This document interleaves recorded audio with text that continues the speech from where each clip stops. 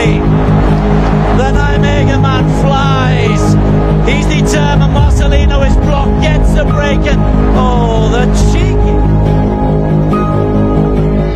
Timnas Indonesia beserta jajaran sang pelatih dalam waktu dekat ini akan melakoni laga hidup mati di putaran keempat kualifikasi Piala Dunia 2026 zona Asia. Seperti yang kita ketahui bahwa anak asuh Patrick Kluivert akan menghadapi Arab Saudi di 9 Oktober dan menghadapi timnas Irak di 11 Oktober 2025 ini. Tentunya hal tersebut akan menjadi tantangan tersendiri bagi sang pelatih beserta para pemain. Selain bermain di markas lawan, timnas Indonesia wajib menyapu bersih dua laga itu dengan semua kemenangan jika ingin tampil di putaran final Piala Dunia 2026. Seperti yang kita ketahui bahwa di round keempat ini hanya juara grup yang berhak lolos otomatis ke putaran final Piala Dunia 2026. Artinya Patrick Kluivert harus meracik strateginya agar bisa meraih hasil positif di dua laga tersebut. Beberapa kesalahan yang dilakukan di laga-laga sebelumnya harus segera dievaluasi agar bisa meraih kemenangan penuh melawan Arab Saudi dan melawan timnas Irak nanti. Beberapa lini seperti lini depan yang selalu menjadi permasalahan dalam menciptakan sebuah gol harus segera diatasi supaya bisa tajam di round keempat nanti. Lantas formasi seperti apakah yang cocok bagi timnas Indonesia di dua laga krusial tersebut? Dan berikut ini merupakan formasi line up mengerikan timnas Indonesia di putaran keempat kualifikasi Piala Dunia 2026 zona Asia.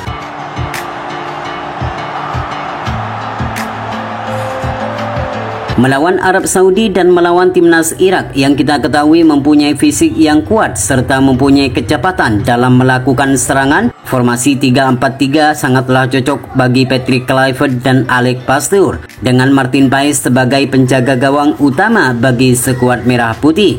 Martin Paes akan kembali menjadi andalan bagi skuad Merah Putih di putaran keempat nanti melawan Arab Saudi dan melawan Irak. Terlihat beberapa pertandingan di round ketiga lalu, Martin Paes selalu tampil gemilang ketika berhadapan dengan tim dari Timur Tengah. Tenang serta lugas dalam mengambil keputusan, Martin Paes sangat layak menjadi kiper utama di round 4 nanti. Tidak hanya mempunyai refleks yang sangat baik, namun Martin Paes juga mempunyai ketenangan dalam mengantisipasi berbagai tendangan keras dari lawan. Maka tak heran jika pemain asal FC Dallas ini menjadi pilihan utama bagi Patrick Kluivert dan Alex Pastoor di round keempat nanti. Dengan mempunyai tinggi yakni 192 cm, Martin Paes juga dapat diunggulkan ketika melakoni duel-duel udara. Sementara di sektor lini pertahanan, tiga bek sejajar yakni Rizky Ridho, Jay Itzes, serta Justin Hubner akan kembali menjadi andalan bagi Patrick Kluivert dan Alex Pastoor. Seperti yang kita ketahui, trio Jay Itzes, Justin Hubner, serta Rizky Ridho merupakan trio terbaik yang dimiliki oleh timnas Indonesia saat ini. Sejak trio ini dimainkan bersama, mereka hanya menelan satu kekalahan saja. Itu pun saat melawan timnas Jepang yang merupakan tim terkuat di Asia. Selebihnya jika mereka bermain bersama, mereka belum terkalahkan. Mereka tidak hanya bermain sebagai defender, namun mereka menjadi satu untuk membentuk tembok yang kokoh di lini pertahanan Garuda. Adapun nama-nama seperti Jordi Amat hingga Sain Patinama, mereka bisa menunggu di bangku cadangan. Sementara di posisi fullback kanan dan fullback kiri, kita sudah mengetahui akan menjadi milik Calvin Verdong dan Kevin Dix. Kevin Dix merupakan pemain yang sangat berpengalaman di kompetisi benua Eropa. Kecepatan dan kekuatan fisik yang selalu menjadi andalannya akan menjadi nilai tambahan bagi skuad Garuda. Tidak hanya solid dalam menjaga pertahanan, namun Kevin Dix juga kerap kali membantu penyerangan dan memberikan umpan manis kepada para pemain yang berada di lini depan. Sedangkan Calvin Verdong, kita sudah mengetahui kemampuan pemain yang satu ini. Ketenangan serta kepiawaiannya dalam menjaga pertahanan, Calvin Verdong menjadi salah satu pemain yang paling konsisten di setiap penampilannya. Sama dengan Kevin Dix, Calvin Verdong juga tidak hanya kuat dalam menjaga pertahanan, namun ia seringkali membantu penyerangan. Maka tak heran jika pemain berusia 28 tahun ini selalu menjadi andalan utama di setiap pertandingan timnas Garuda.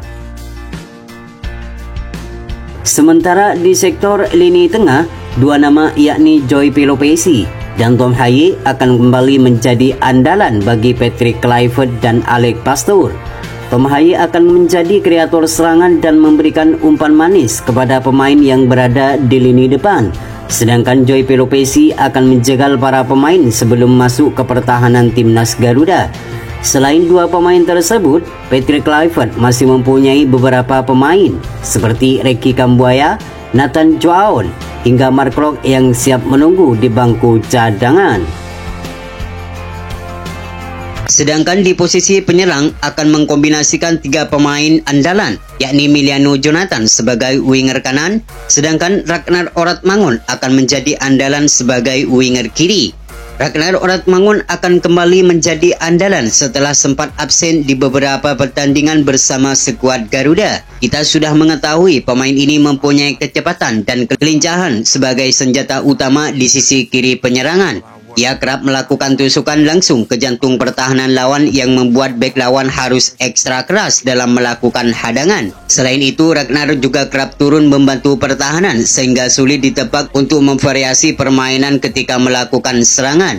Bersama skuad Merah Putih, Ragnar Oratmangun sudah menciptakan 2 gol, yakni saat melawan Arab Saudi dan saat melawan Bahrain. Adapun Emiliano Jonathan akan ditempati di sisi penyerang kanan. Ia akan bermain kompetitif dan mencari ruang sebelum melakukan umpan atau melakukan keputusan.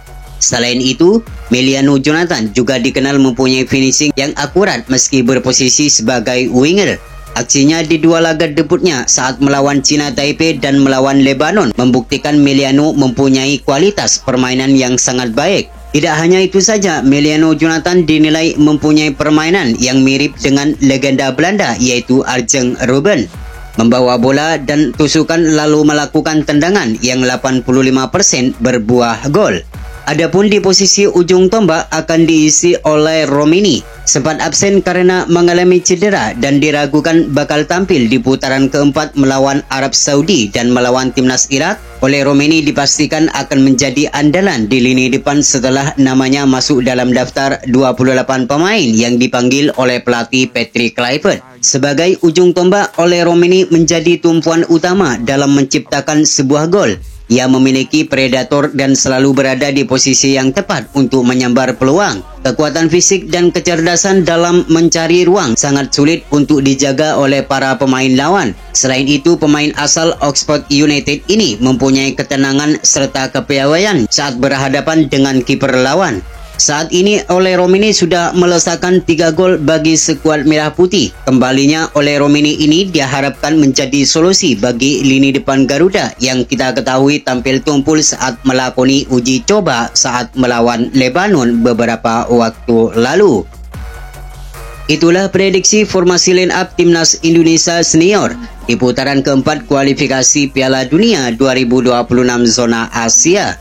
Semoga di 2 laga tersebut timnas Indonesia bisa tampil maksimal dan meraih kemenangan agar mimpi bermain di Piala Dunia untuk pertama kalinya segera tercapai.